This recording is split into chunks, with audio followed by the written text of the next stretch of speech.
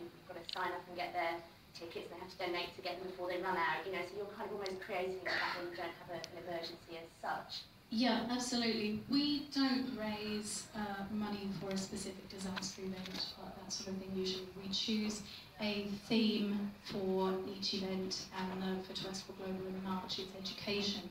And we go through a process where a global charity is chosen, and for this one it's Concern Worldwide. And it's about funding their education projects more generally. And in particular with Concern, one of the things we really liked about it was that they take a very holistic view when they refer to education. So that might include clean water programs in schools, it might include school lunch programs, that sort of thing, because in the poorest communities in the world, if you don't have enough to eat, it's difficult to study. So really, we're looking at the longer-term sustainable projects. That Concern is working in Haiti, and that will be something where some of the funds from Westfall will go, but not necessarily specifically because of the disaster. And when you've run various different festivals to date, and there's been 3 to date, have you seen any difference between quality depending on the kind of cause, depending on whether it's very ring-fenced like the charity water project were, or whether it's something more holistic like you say? I think it varies a little bit because the events are at different times, and having an event after the recession was really mighty, and that sort of thing also makes a difference.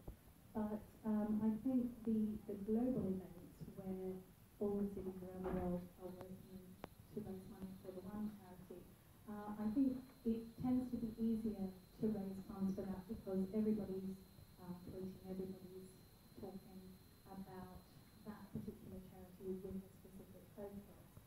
And I think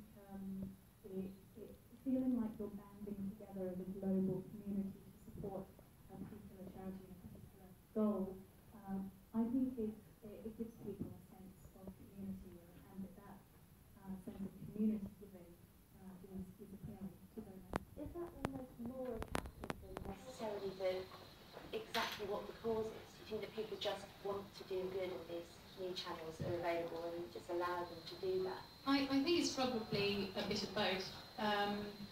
I think people do like to feel like they're contributing to something, and you were talking about the Haiti earthquake, and people wanted to tweet information and requests for donations from the DEC and other places to feel like they were helping do something about something that's so far away and it's on such a massive scale, and you feel like you can't do anything individually, so you feel like you can only do what you can. But on the other hand, people are very passionate about particular causes and feel energized by the information that we're able to give them about highlighting that particular cause and the work that they do.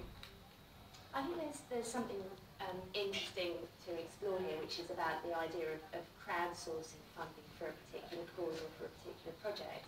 And really, we use a different language to describe this now, and it's come along with social media. We wouldn't talk about crowdsourcing before, but fundraising has always involved getting lots of people to give small amounts towards a bigger goal. So that's not that different, but it's the kind of mechanism that's different now. Mark, do you think that it's important